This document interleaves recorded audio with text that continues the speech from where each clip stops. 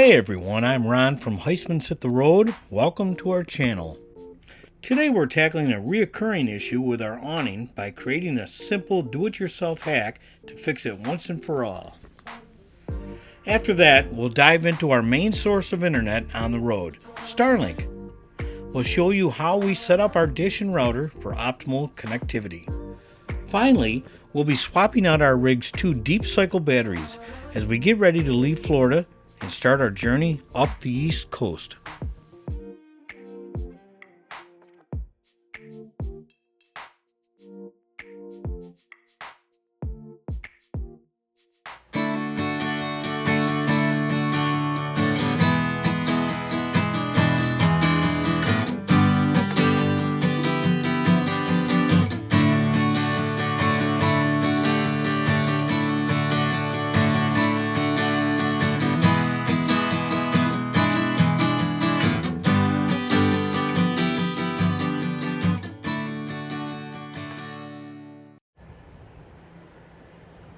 On our awning, it's mounted so high that when I want to adjust it, I can adjust this side by getting up on the stairs, loosening the retainer, pulling it down, and tightening the retainer. But on the other side, I can't reach the retainer. On this side of the awning, up front on the rig, I can't reach that retaining handle. And I couldn't reach the end of the awning to pull it down even if I could. I came up with an idea, so I didn't have to keep getting a ladder out. What I did was I went to Lowe's and I bought the materials to build this little device, okay? I will put a list of the materials that I used in the description of this video if you're interested. So I put them all together. I put a cap here so I wasn't grabbing a raw edge. I used this one reducer and I glued that on, and I took this last piece, glued it on, and used a heat gun that I borrowed from a friend, Kurt from RV+3, thank you Kurt, and I gently heated this up enough to where I could form this around the shape of the retaining handle, okay? Be careful, wear gloves, do whatever you have to do to protect yourself, okay? If you do this at home. And it made a hex shape, and that works perfectly for loosening and tightening that retaining handle from the ground. I used an old car wash brush wooden handle that I had because I recently replaced that brush with an expandable handled one, and put a long screw in it. I think this was like a 3.5 inch screw, whatever, that I had. And I heated it up and bent it over and put some Tygon tubing around it, which you could get at any hardware store, Home Depot, whatever, Lowe's, for grabbing the end of the awning after I loosened the nut so I could pull the awning down and then tighten the nut. And I'll show you how it works. So the first thing to do is to loosen the retainer with the tool, counterclockwise. Okay. Reach up,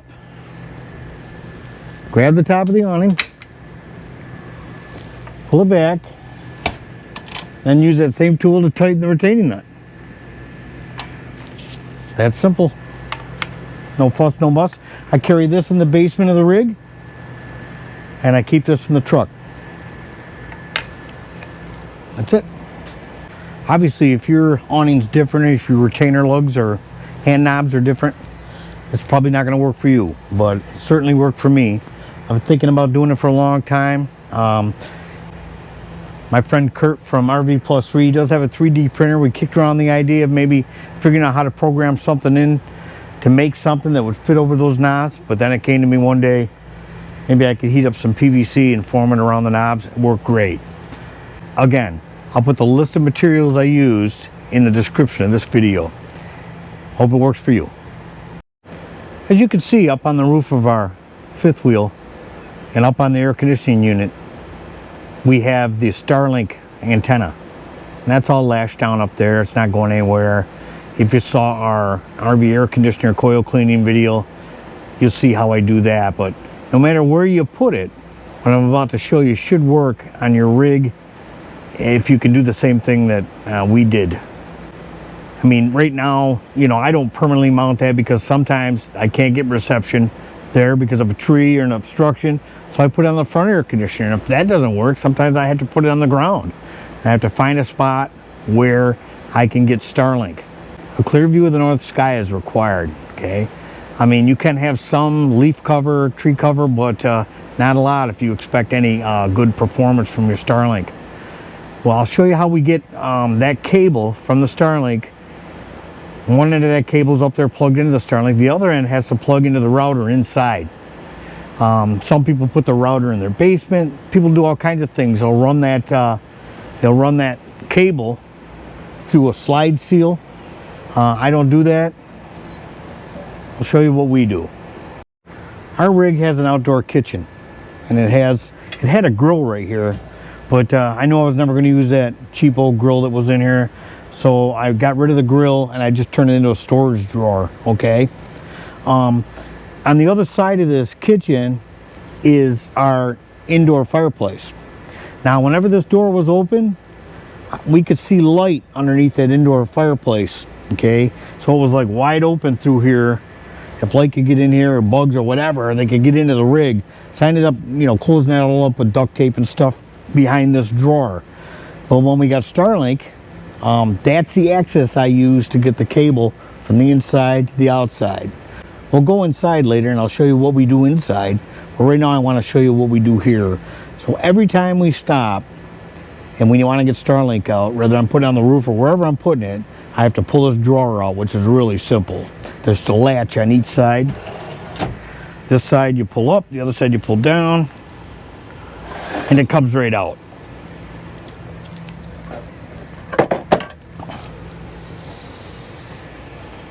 Okay, now here's the tricky part.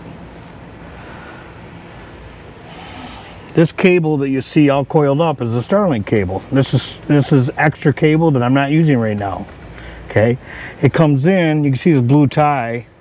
It comes in through this wire along the wire chase. Well, it comes in from behind this duct tape, and I'll show you inside how we got it through there. We poked it under that indoor fireplace, and then I just wire tied it to this group of cables that was already here, right? Now, what I do is what I did was ended up putting a hole. I used a hole saw and drilled a hole in the bottom here. Okay, and I lined it with tape to keep any water or anything from getting into the wood. Also, I bought this cork that fit in the hole, right? And I drilled it out the size of the cable, maybe a little bit smaller, and then I cut it, split it. So when I get this adjusted, see, I can fish out more cable. You can see it underneath. I see it as much as I want. Just fish it out, pull it out, okay? And then when you get it where you want to get it and you don't need all that cable, so I just coil it up inside here. It's not hard.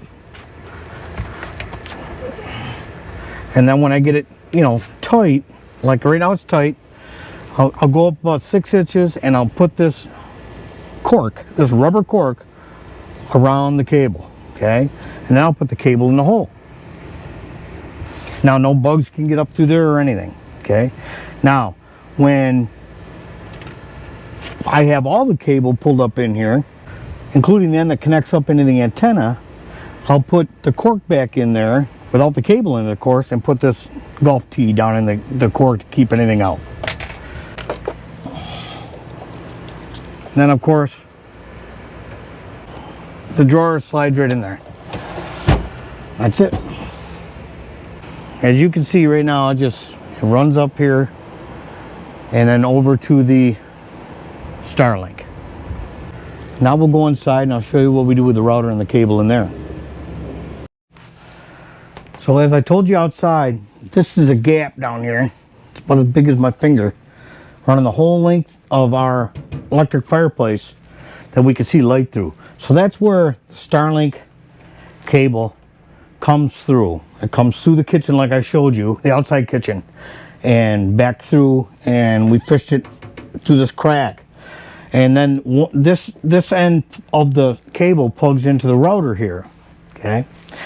And the other end of the cable, of course, plugs into the antenna, which is on the roof right now. And then all you have is a 120 volt cable, you know, just power that plugs in right down here. Okay. Once you've got that all plugged in together, it'll boot up. There's an app on the phone, which I'll put a screenshot of in this video, that tells us where it is. Like, it's searching for satellites, it's optimizing, and then it'll tell you when you go online. It's real simple. I don't know what generation this is, but we got it in like September of 2023. It's the one with the servos and the antenna, so the antenna aims, you know, wherever it needs to aim all on its own, you know, after you boot it up. I know it was like $650 for the hardware, so you get the cable, the router, the power cord, and the antenna for $650. Then things have changed, so do your homework. Starlink.com, right? And this, in case you have never heard of Starlink, that's you know, Elon Musk. I'm sure you have. SpaceX. That's his. He's constantly launching more satellites, so the service keeps getting better and better. We haven't had any issues. And then there's a monthly fee, and the monthly fee when we bought it was $150 a month. They can be paused, so if you're someplace and you don't need it, you can pause that service and save $150 a month, right? But it went up to, I think, $165. Is that right? $165, honey? Mm-hmm. Yes. But he raised the price last year, I think, or earlier this year in 2025 to $165 a month, which, you know, it's expensive, but hey, when you're on the road and you need reliable internet, this is the way to go as far as I'm concerned. Okay, so that's our Starlink setup in a nutshell. Real quick, down and dirty. If you have any questions, put them in the comments and we'll get back to you. Well, what we're looking at is the batteries that were in our camper when we purchased it. This is a 2018 Eagle, Jayco Eagle. And you can see the date on the battery is 3/19. So we've been noticing less power when we're moving the slides in and out and leveling. So it's time. It's time to change them out. Well, the plan, when we first started noticing the batteries getting weak, and you know, I saw the date on them, and I figured they were original. I did put a plan together to upgrade to lithium. I was going to put either two 100 amp hour lithium batteries in place of the two lead acids, and then I decided maybe I'll just put a 200 amp hour lithium in there. It would be lighter. You'd have, you know, at least double the power. But you know, I kind of procrastinated, and we're about ready to leave Florida in a week and a half and start heading up north. We're going to be making a lot of stops, and we're going to need the slides to work and the leveling to work. So when I went to purchase them, with the sanctions and everything, right now it's a bad time. So I could buy them online through Amazon, but I'm hearing some bad things about some of those that are in my price range, you know. So I decided just to go ahead, get a couple of marine deep cycle 12 volt batteries, a little bit bigger than what's in there now, and make do with those. We don't do a lot of boondocking. We overnight at Harvest Host once in a while, and we have the generator, and most Harvest Hosts let you use the generator. So I have no immediate plans, even if I went to lithium, to go with an inverter, to install an inverter so I could use them, you know, for AC power in the unit. So these are the batteries I purchased. I purchased them at Northern Tool. They were about 130 some odd dollars each, you know. Of course, I had to pay a deposit. When I get the old ones out of there, I'll take them back and get that money back. But you can see they're 81 amp hour batteries. You can probably see that right there. 81 amp hours. The rest don't really matter. I mean, the ones that are in there, I think, are 500 and something cold cranking, and these are 690. So this is a better battery than what's in there now, so we shouldn't have any issues. So they're Interstate Marine RV Deep Cycle SRM-24s. So the first thing I did was took pictures of the way it's wired. It's pretty straightforward anyway, but just making sure that when I put it back together, I don't miss anything. Next thing I'm going to do is turn off the disconnect in our basement that should isolate these batteries. And then I'm gonna get the batteries out of there, get it all cleaned up, put the new batteries back in the same way these come out, and we'll join back up with you then. It's pretty cut and dry. They're you know, a 9/16 wrench is going to take the nuts off. These batteries, the Interstates came with new nuts, so I'm going to use the new nuts, and we'll make sure everything's cleaned up, going back together, and I'll show you the end product.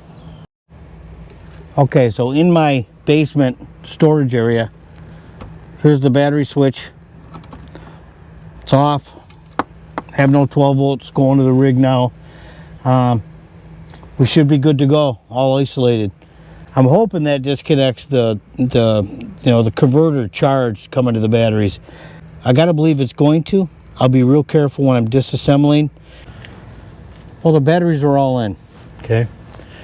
Now, this is a 2-battery system. If it was just a single battery system, the positive from the camper would go to the positive terminal, and the negative from the camper would go to the negative terminal. But it's a dual, right? So basically, think about it this way. You tie the negatives together and the positives together, the jumpers, this wire and this wire, okay? And then on one battery, you run the power, or the positive from the camper to the positive on the battery. And on the other battery, you run the negative from the camper to the negative on that battery. Okay, you never want to jumper these together and then put the positive terminal on the same battery you put the negative terminal from the camper, because that way you're just basically using one battery and you're overworking one battery. This way you're truly in parallel. They have to work together, and that's the best way to do it. So if you have any questions, you know, leave them in the comments when I air this video, and we should be much better off now. We've got brand new batteries. These 2 wires, by the way, are just for a booster. I have a booster for the TPMS sensors, so the tire pressure management system sensors. I have a booster up in here that picks up the signal from the sensors on the tires and then boosts it so I can pick it up better in the truck. And that's all those 2 wires are. Okay. If you've enjoyed watching this video, please like and subscribe. And also, click on the bell icon. That way you'll be notified when new material hits our channel. From Rohn and Jacki at HEISTMAN'S Hit the Road, have a great day, and thanks for watching.